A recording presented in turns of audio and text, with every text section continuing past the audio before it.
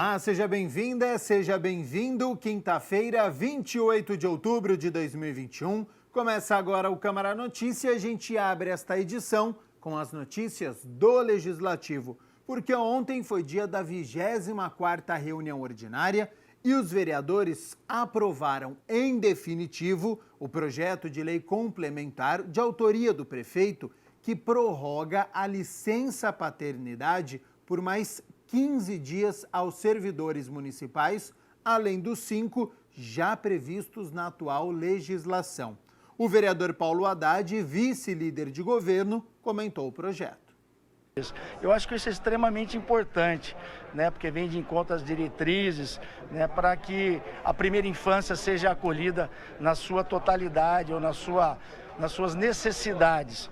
E nada mais oportuno que o pai possa participar nesses primeiros dias de vida com a criança, com o seu filho, né, para que ele possa, de alguma forma também, eu acho que é importante ajudar a sua esposa, né, porque muitas vezes a mulher tem lá algumas dificuldades e o pai presente é sempre uma figura importante. Já em primeira discussão foi aprovado o projeto de lei complementar que trata sobre o imposto sobre a propriedade predial e territorial urbana, o IPTU.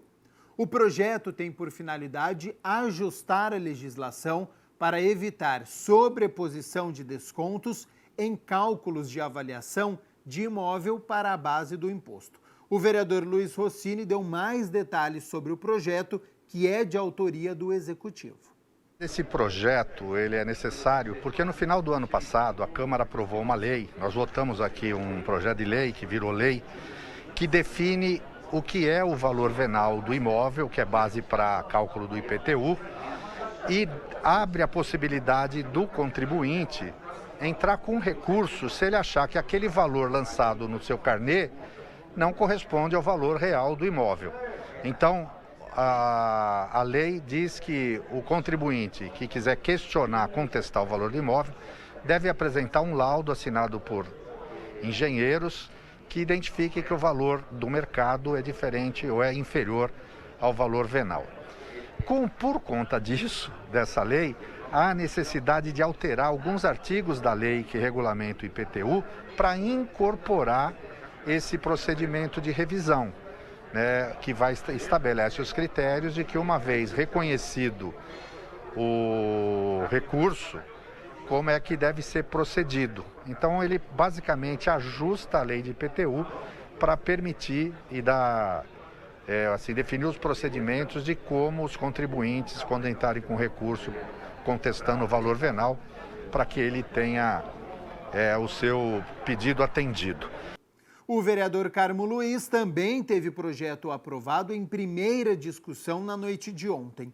É o projeto de lei complementar que estabelece reserva de assentos preferenciais em terminais e pontos de ônibus.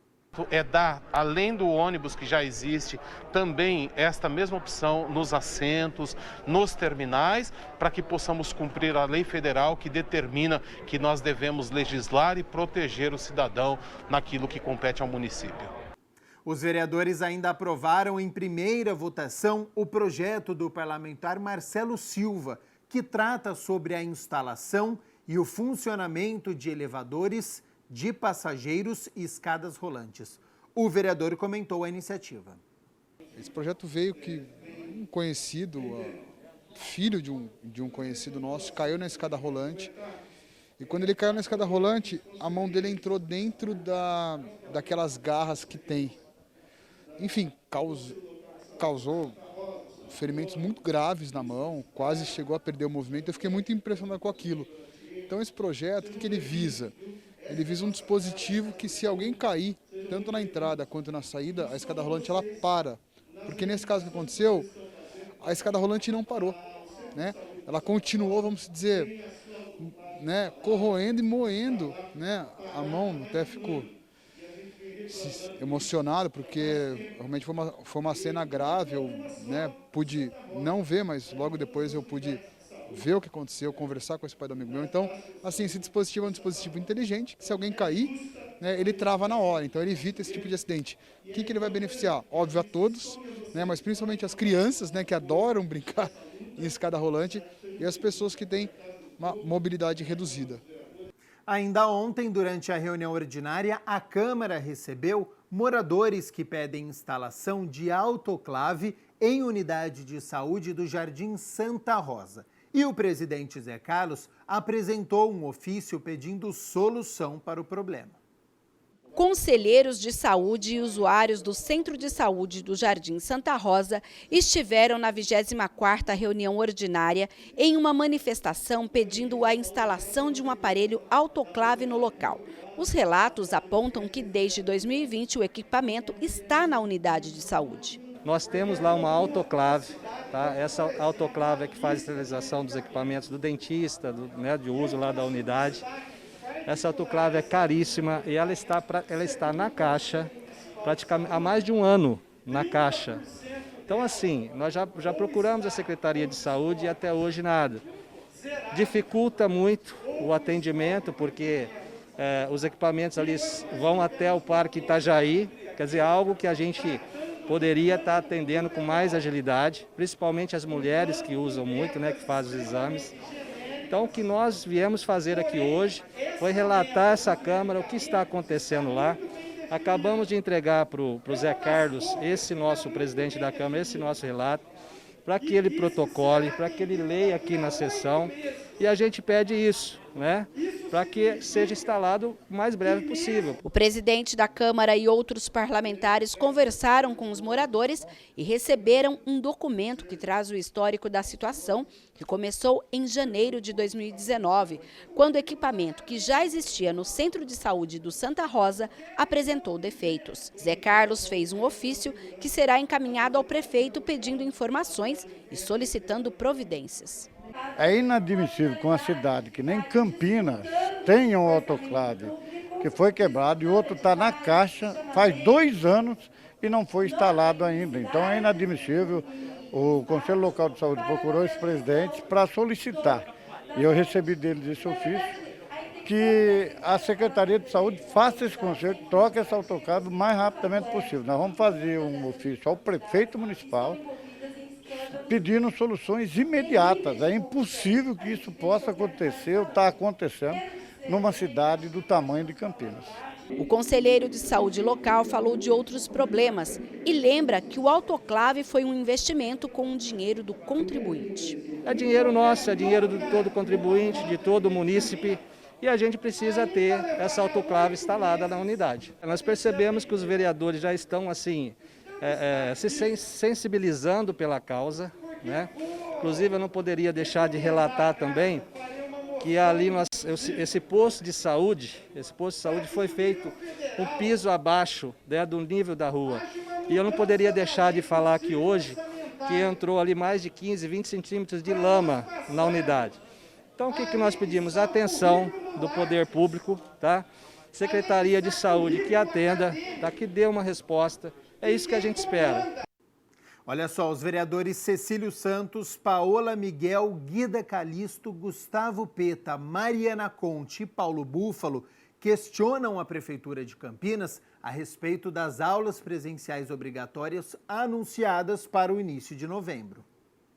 Ao todo, 6 vereadores assinam um requerimento encaminhado à Prefeitura de Campinas: Gustavo Peta, Mariana Conte, Paulo Búfalo, Cecílio Santos, Paola Miguel e Guida Calisto. O documento faz uma série de questionamentos sobre o retorno presencial de 100% dos alunos da rede, conforme foi divulgado em carta aberta do Conselho das Escolas Municipais. Nós temos recebido muitas reclamações dos professores por falta de diálogo entre a administração e os professores que estão na ativa, estão discutindo protocolos e esse retorno, sem essa escuta aos profissionais, que tem ali a rotina do dia a dia, às vezes tem particularidades de uma escola para outra, em função do prédio, em função da dinâmica do ensino, é muito complicado. E foi por essa razão que a gente solicitou, então, informações mais detalhadas sobre o retorno ao Executivo. Desde o mês de abril, os mais de 67 mil alunos das 208 escolas da rede municipal de ensino têm estudado de forma híbrida. Esse esquema de rodízio termina no dia 3 de novembro, data anunciada pela Prefeitura de Campinas para o retorno presencial obrigatório. A partir daí, segundo o decreto do governo estadual, o distanciamento social na sala de aula será banido, sendo mantido apenas o uso de máscara e álcool gel. O requerimento questiona, entre outros pontos, quais medidas sanitárias serão tomadas nas escolas. Pergunta também como será a ocupação dos espaços físicos, considerando que haverá mais crianças nos mesmos ambientes. Aborda ainda os procedimentos nos refeitórios, onde os estudantes ficam sem máscaras ao se alimentar. Exatamente, nós precisamos de informações de como é que será essa rotina, esse retorno, visto que também a população, os pais, estão muito reticentes.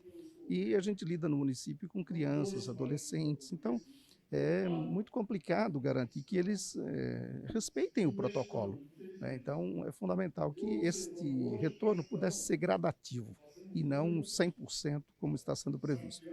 O vereador Marcelo Silva protocolou um requerimento de aplauso a 3 estudantes que desenvolveram um protótipo de bebedouro escolar com acionamento automático por sensor à distância. Acompanhe só.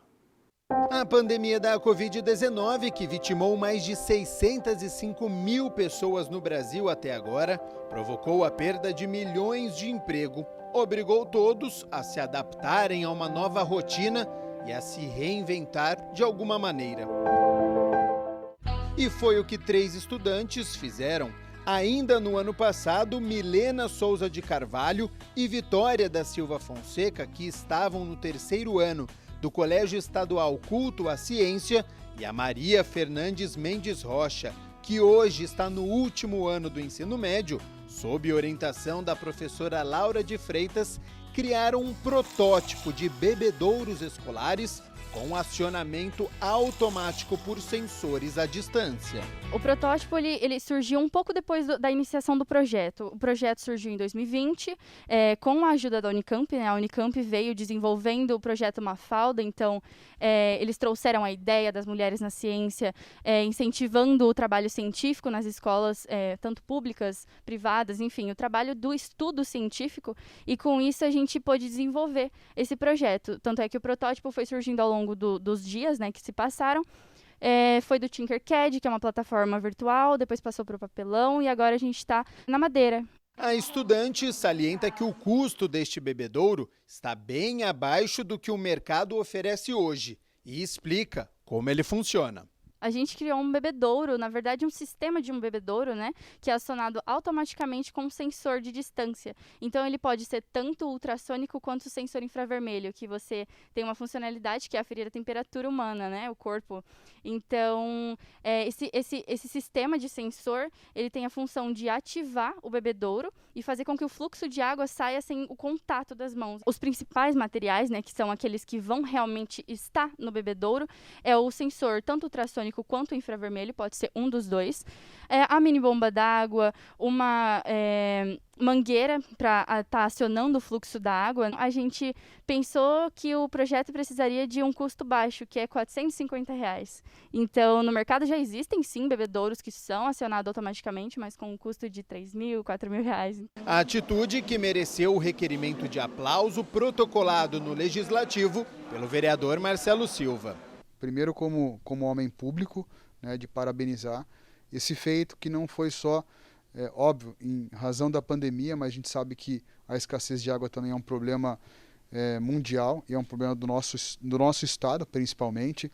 Então, nada mais justo do que eu fazer essa simples e singela homenagem para um grupo de meninas, para um grupo de mulheres, coordenada por uma professora, né, na parte da ciência, através da Câmara, também tentar incentivar, ir atrás de incentivos, né? Porque a gente sabe que as coisas custam caro, e ideias assim, ideias brilhantes como essa, nós não podemos e não vamos deixar só num protótipo, né? Ainda mais com um custo super acessível, que esse custo pode ir para as repartições públicas, para as escolas municipais, para as escolas estaduais, para as universidades. A gente espera que esse projeto possa tomar uma proporção que ele entre nas empresas, né? Não só nas empresas, mas nas escolas em geral, para que as pessoas possam conhecer e, querendo ou não, isso é uma iniciativa não só de proteção à pandemia, como outras doenças, mas também incentivando as pessoas a estarem estudando cada dia mais a questão de problemas, porque é através dos problemas que nós conseguimos as soluções.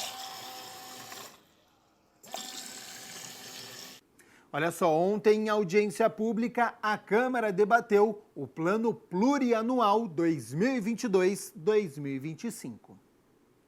O vereador Igor Diego presidiu a 40ª audiência pública realizada pela Comissão de Constituição e Legalidade. Por 3 horas e meia, vereadores, secretários de governo, população, representantes de conselhos municipais e internautas debateram um projeto de lei ordinária enviado pelo prefeito que trata do Plano Plurianual para o quadriênio 2022-2025. O PPA é um instrumento de planejamento que apresenta as diretrizes, objetivos e metas que a administração pública vai assumir com a cidade durante os próximos 4 anos. Durante a audiência, o secretário de Finanças, Aurílio Caiado, ressaltou que a elaboração desse PPA incorporou diversos instrumentos de gestão a partir de propostas apresentadas no programa de governo, no plano de metas e do resultado da participação popular.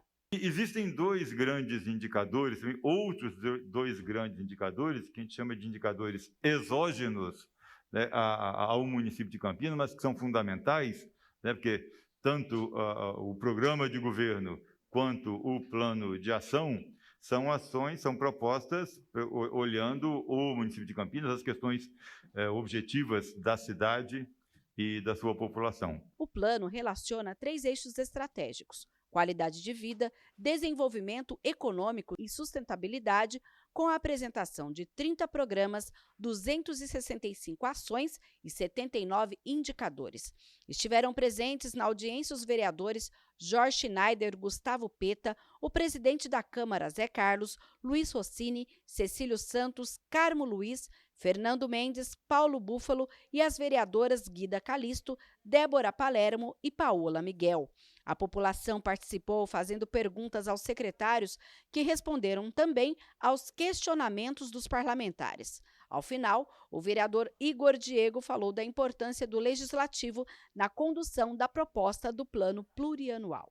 Acredito que tiramos todas as dúvidas. Importante dizer que o processo ele não se encerra aqui junto com a audiência. A Câmara Municipal de Campinas, através dos seus vereadores, né, todos temos a disponibilidade, colocamos à disposição. Seja você morador que tem familiaridade com um ou com outro, todos os vereadores têm acesso aos secretários, todos os vereadores têm acesso, né, à equipe de governo.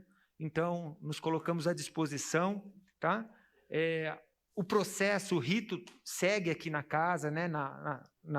O projeto, então, ele continua o seu rito, vai para a Constituição e Legalidade, depois vem para a votação de mérito. Então, vocês podem participar e devem. A audiência pública que discutiu o Plano Plurianual pode ser conferida na íntegra com todos os detalhes no youtube.com/TV Câmara Campinas. A Comissão Permanente de Educação e Esporte aqui da Câmara se reuniu para deliberar os projetos apresentados ao grupo. Acompanhe como foi.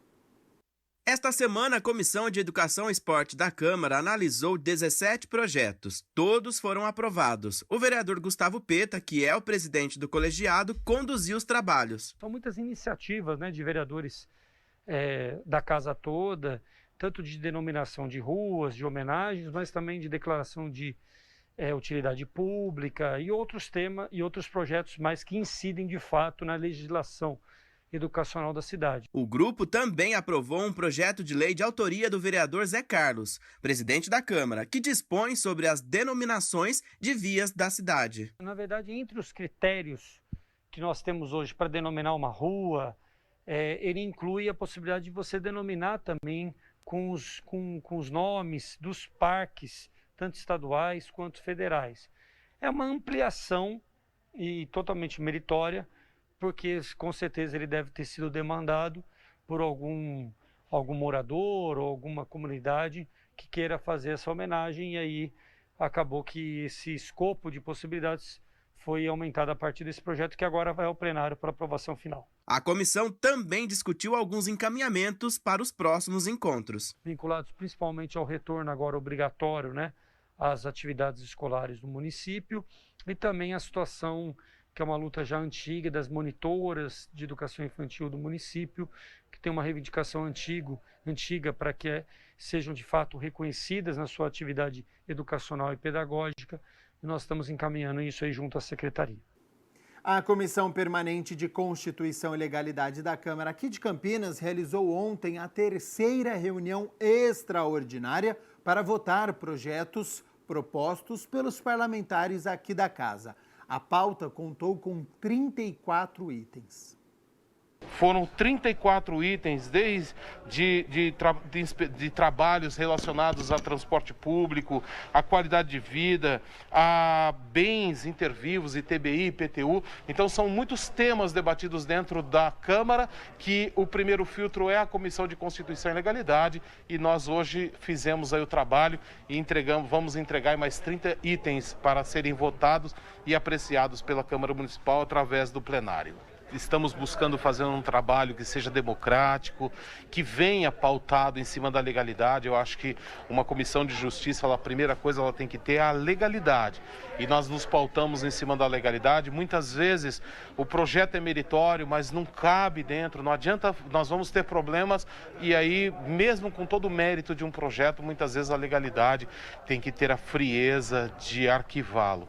Mas nós aqui hoje trabalhamos, discutimos, tivemos pedidos de vistas vários, onde os vereadores vão analisar, discutir, apresentar emendas, corrigir tendências ou erros de julgamento, ou erros que podem causar algum tipo de problema para a continuidade do processo. É muito importante ressaltar o funcionamento da Câmara Municipal de Campinas.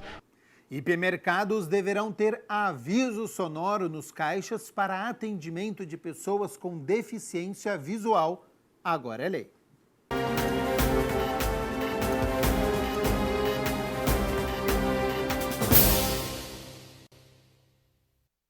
A Lei 16.133, de 25 de outubro de 2021, obriga que hipermercados localizados em Campinas utilizem o aviso sonoro para o atendimento de pessoas com deficiência visual. A norma, de autoria do vereador Luiz Cirilo, determina que esses estabelecimentos que utilizam monitores para indicar o número do caixa disponível para o atendimento de cliente também tenham este dispositivo, facilitando o atendimento desse público. Fazendo com que ele tenha uma vida independente na sua ida ao caixa. Haja vista que o seu problema visual dificulta ele enxergar que ele tem que se dirigir para o caixa 3, para o caixa 2. Então o aviso sonoro, ele acaba dando ao consumidor que apresenta uma deficiência visual, um tratamento digno.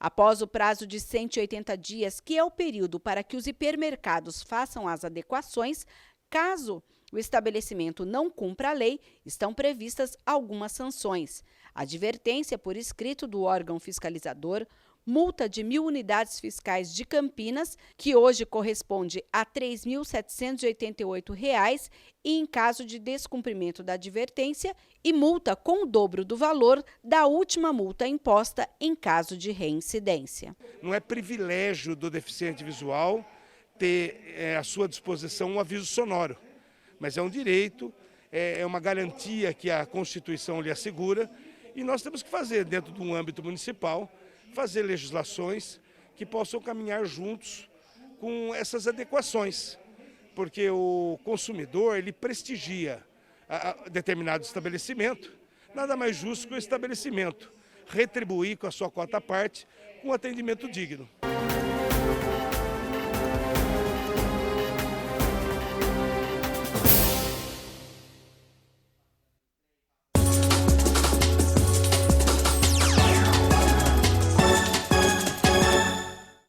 Hoje é dia de Campeonato Brasileiro da Série B, partida válida pela 32ª rodada da Série B, ou seja, faltam apenas 7 jogos para o fim da competição E o Guarani enfrenta nesta quinta-feira o Sampaio Corrêa, em São Luís do Maranhão. Neste momento, o Bugre é o 7º colocado com 46 pontos, 7 pontos atrás do Avaí, que hoje fecha o G4, que são aquelas 4 primeiras equipes que conquistam um acesso à primeira divisão. E o Sampaio é o 11º colocado com 40 pontos no meio da tabela, distante tanto do grupo de acesso quanto da zona de rebaixamento.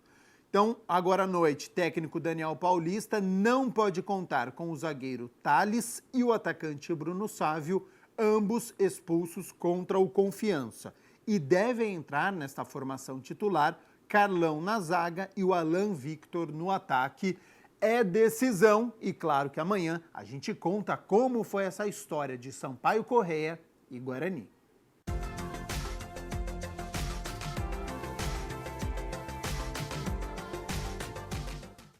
Semana de muita chuva, o que é bom para diminuir, né, a crise hídrica que nós estamos vivendo. E amanhã, sexta-feira, essa condição permanece. Então, tempo abafado durante o dia, com o sol aparecendo entre nuvens e tem previsão de chuva para a tarde.